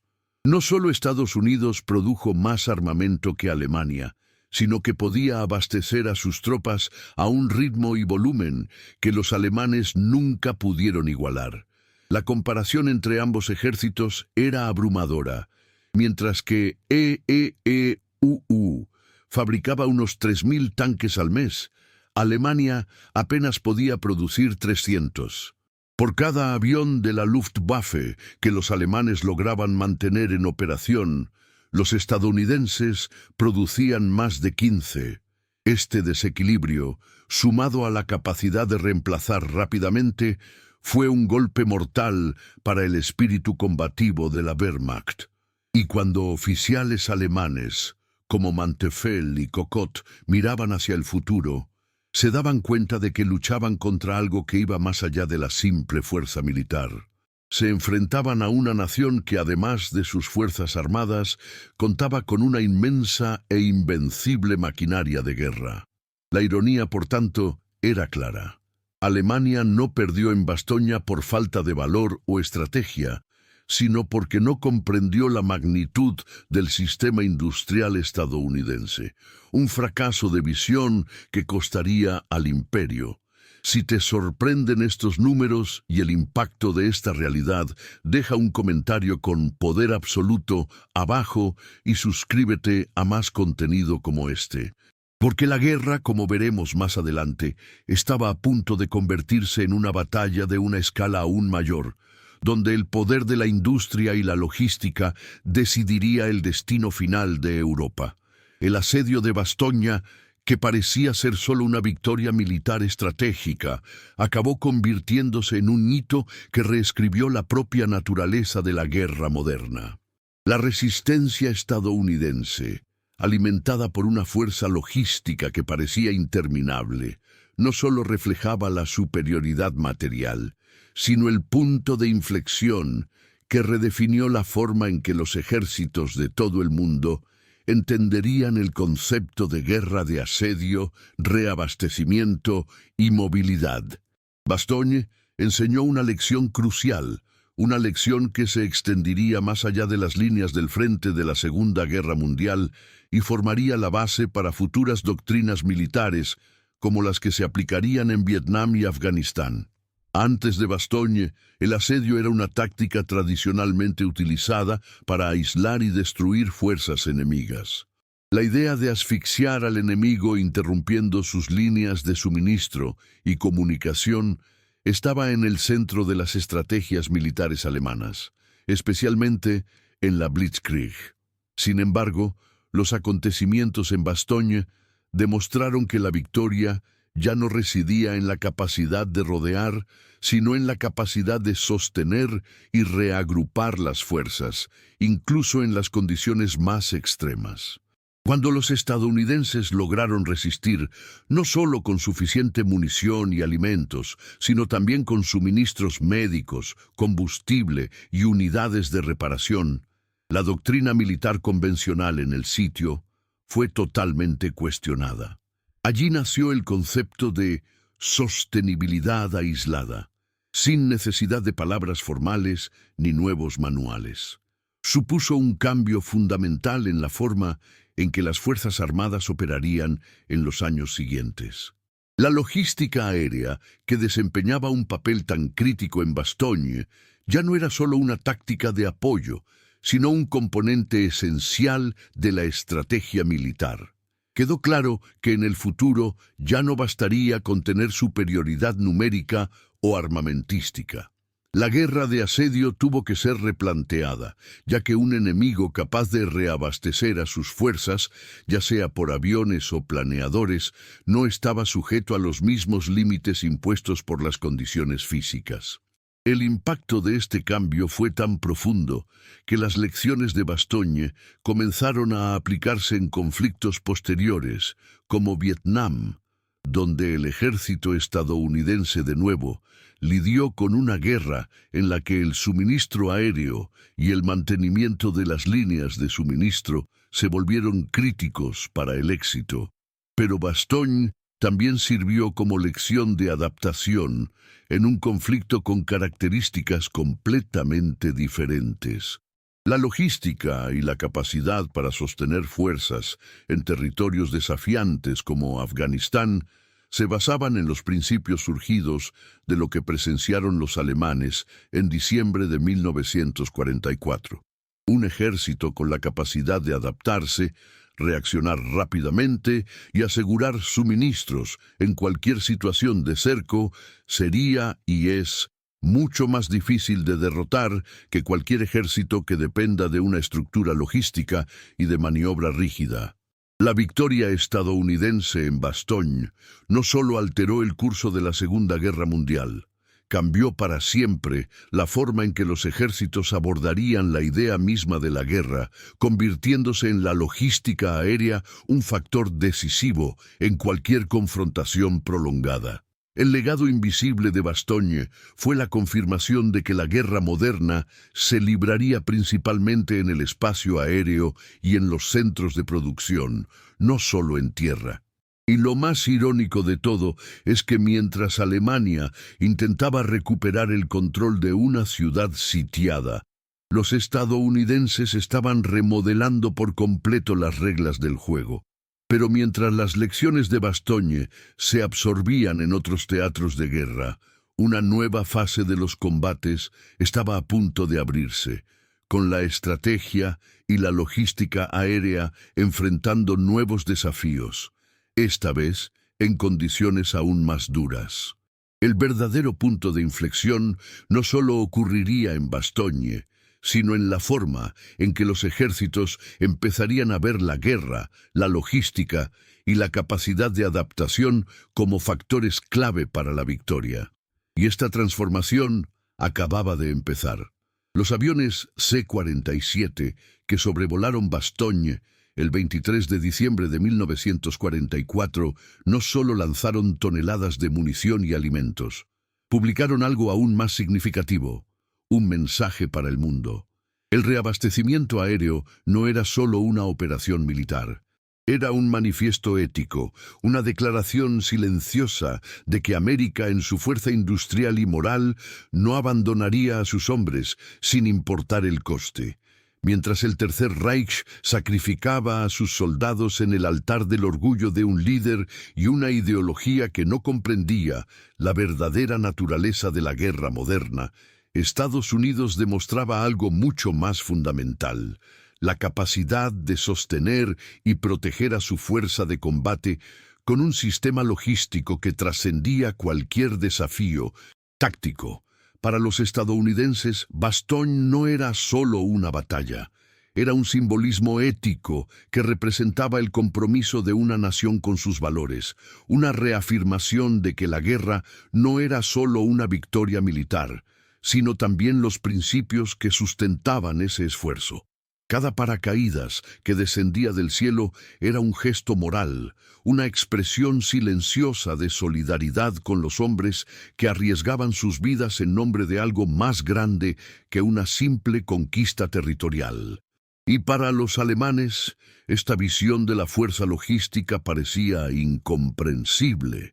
¿Cómo podía una nación entera movilizarse no solo para ganar una batalla, sino para asegurarse de que sus soldados no quedaran indefensos, incluso en los momentos de mayor aislamiento? Mientras la Wehrmacht impulsada por el dogma del sacrificio, veía cómo sus fuerzas sucumbían lentamente al cerco, Estados Unidos demostraba que su verdadera ventaja no residía solo en las armas, sino en el compromiso moral que conllevaban. Los C-47, con su vital carga de alimentos, medicinas y equipo, eran símbolos de una guerra librada con un corazón diferente, una guerra en la que la lucha no era solo por la tierra, sino por la vida y la dignidad humana. El impacto de esta operación repercutió más allá de los campos de batalla. Para los civiles alrededor de Bastogne, el repostaje aéreo se convirtió en un gesto visible de esperanza. Mientras el mundo observaba, los aviones que caían del cielo no eran solo vehículos militares. Eran emisarios de un ideal que se situaba por encima de las máquinas de guerra. Representaban una América que no solo reaccionaba ante la agresión, sino que, en un momento de desesperanza, extendía la mano ofreciendo lo esencial para asegurar la supervivencia de sus hombres. Para los propios soldados estadounidenses, el impacto moral no podía subestimarse. Había pérdidas y sufrimiento, pero la vista del cielo, llenándose de aviones que traían comida y medicinas, transformó la forma en que estos hombres veían el papel de Estados Unidos en el conflicto. Ya no luchaban solo por sobrevivir, luchaban por algo moralmente superior. La sensación de ser sostenidos por un sistema tan grandioso y despiadado, capaz de superar todos los obstáculos físicos, dio a estos hombres fuerzas renovadas. Para ellos, cada lanzamiento de suministros no era solo una respuesta práctica, fue una afirmación de que el sacrificio no fue en vano, que sus vidas tenían valor y que el ideal estadounidense, justicia, libertad y dignidad, seguía siendo un faro incluso en medio de la guerra. Y para la memoria histórica de la Segunda Guerra Mundial, lo que los aviones escribieron en el cielo sobre Bastogne fue más que una simple página de estrategia militar. Fue un capítulo moral que desafió los cimientos de las ideologías que habían conducido al conflicto, mientras que los regímenes totalitarios, como el nazismo y el fascismo, veían el sacrificio de sus propios como un valor supremo. Estados Unidos demostraba que la verdadera fuerza residía en mantener la humanidad de sus soldados. En un mundo donde el mando autoritario consideraba a los soldados como simples piezas sacrificiales en el tablero de ajedrez de la guerra, Estados Unidos demostró que la verdadera victoria residía en preservar el valor humano. Esto convirtió cada operación logística en algo más que una respuesta táctica. Lo convirtió en una expresión silenciosa pero profunda de resistencia contra regímenes que sacrificaron los suyos propios para lograr la victoria. Y la ironía de todo esto es que, mientras los estadounidenses vertían sangre, comida y esperanza en los cielos de Bastogne, la ideología de Hitler, construida sobre el orgullo y la arrogancia de su régimen, estaba siendo devastada por algo que nunca habría previsto, la moral de una nación que no abandonaría a sus propios hombres. Esta lección sobre moral y resistencia sería recordada no solo como una estrategia de guerra, sino como un nuevo principio para las futuras generaciones de combate. La guerra no se ganaba solo en el campo de batalla, sino en la capacidad de mantener los principios y valores que garantizan la verdadera fortaleza de una nación. Y mientras el Tercer Reich se revolcaba en las falacias de su propia ideología, el verdadero poder de la guerra moderna se escribía en el cielo, en las alas de los aviones de reabastecimiento que lanzaban más que suministros, lanzaban una nueva forma de ver el mundo. La siguiente parte de esta historia revelará cómo, incluso tras la victoria, el legado de esta operación se perpetuaría, transformando la propia naturaleza de la guerra en el siglo XX y más allá. Bastogne no fue solo una batalla estratégica, fue la exposición burda de una realidad que muchos aún se negaban a comprender. La guerra moderna ya no se decide en el campo de batalla, Se decide en las fábricas, en los depósitos de suministros, en las líneas de producción que alimentan el conflicto. La resistencia estadounidense en Bastogne, sostenida por una logística aérea incesante, reveló una lección universal: que la verdadera fuerza ya no reside únicamente en la valentía del soldado o la destreza del comandante, sino en la capacidad de un sistema industrial y logístico para mantener sus fuerzas operativas, y más importante aún, para mantener la moral del combatiente.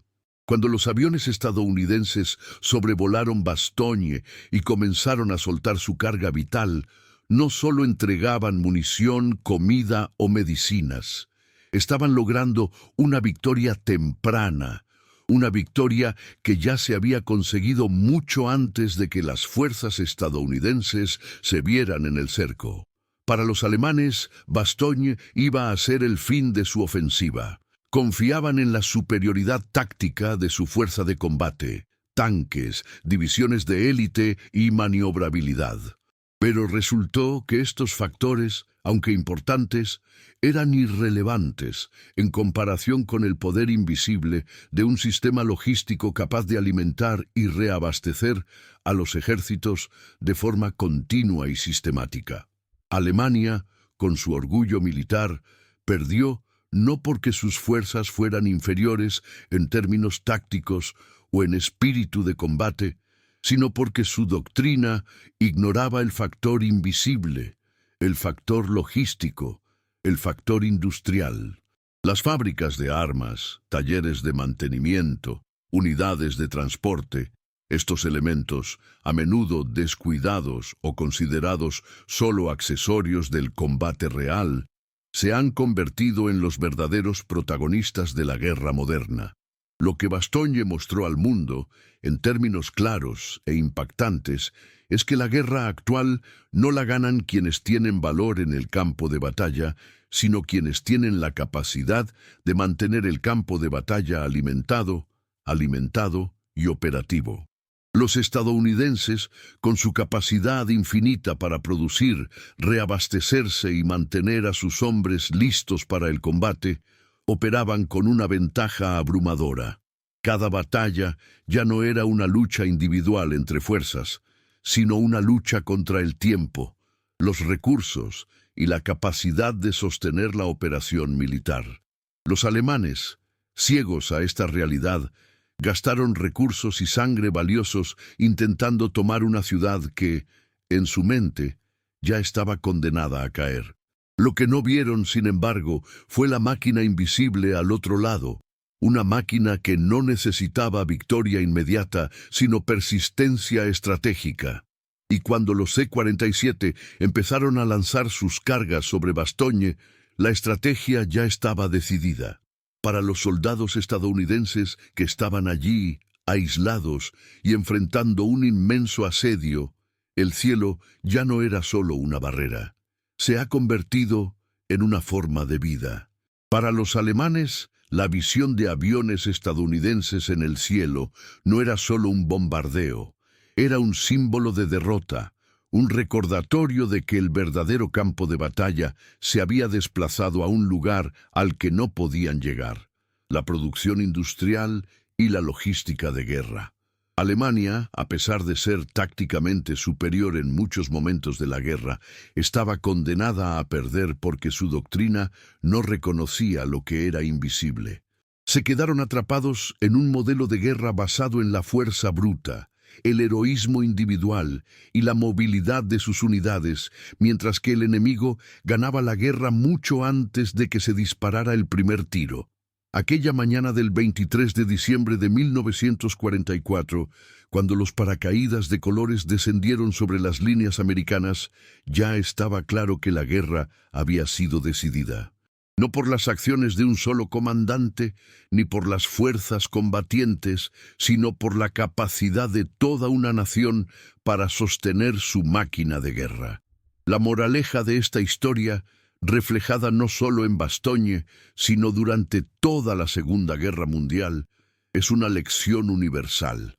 La guerra moderna, como cualquier conflicto prolongado, se gana en los lugares invisibles. en fábricas, en campos de suministro y en centros logísticos. Alemania perdió, en última instancia, porque su visión del combate se limitó a un campo de batalla físico, sin darse cuenta de que el verdadero poder residía en las fábricas, donde se sostiene la guerra, donde se producen suministros y donde se garantiza la continuidad del esfuerzo bélico. Y cuando los alemanes vieron a los aviones estadounidenses sobrevolando Bastogne, ya era demasiado tarde. La guerra ya estaba decidida. El futuro de la guerra moderna, a partir de ese momento, estaría gobernado por la logística, la producción industrial y la capacidad de mantener ejércitos en combate, no por la capacidad de derrotar al enemigo en el campo de batalla. En la siguiente parte veremos cómo los ecos de esta lección resonaron a lo largo de décadas de conflictos posteriores, alterando el curso de la historia militar. La guerra en Europa continuaría oficialmente hasta mayo de 1945, pero para los soldados alemanes en Bastoña ya había terminado el 23 de diciembre. En este día despejado, al mirar al cielo y ver aviones estadounidenses sobrevolando, comprendieron una verdad devastadora. No solo se enfrentaban a un ejército decidido, sino a toda una nación con un sistema capaz de sostener y abastecer a sus hombres infinitamente más eficazmente. El asedio, que para ellos debería ser el punto final, en realidad ya estaba marcado para el fracaso. La guerra de asedio, con su dependencia de la fuerza bruta y la movilidad, había resultado obsoleta ante un enemigo que dependía no solo del combate directo, sino de una inmensa infraestructura coordinada que permitía reabrir las líneas del frente, incluso cuando todo parecía perdido. Los alemanes, con su momentánea superioridad táctica, no habían logrado comprender la verdadera batalla que se estaba librando. Una batalla que no tenía lugar en el campo de batalla, sino en las fábricas y fábricas de guerra que alimentaban a los cazas.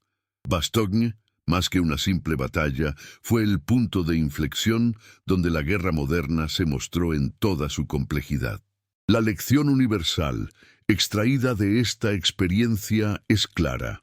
La guerra no se gana con el fusil ni con la valentía aislada del combatiente, sino por la capacidad de sostener al combatiente, de mantener las líneas abastecidas, de asegurar que un ejército pueda seguir luchando cuando los recursos tradicionales ya no estén al alcance.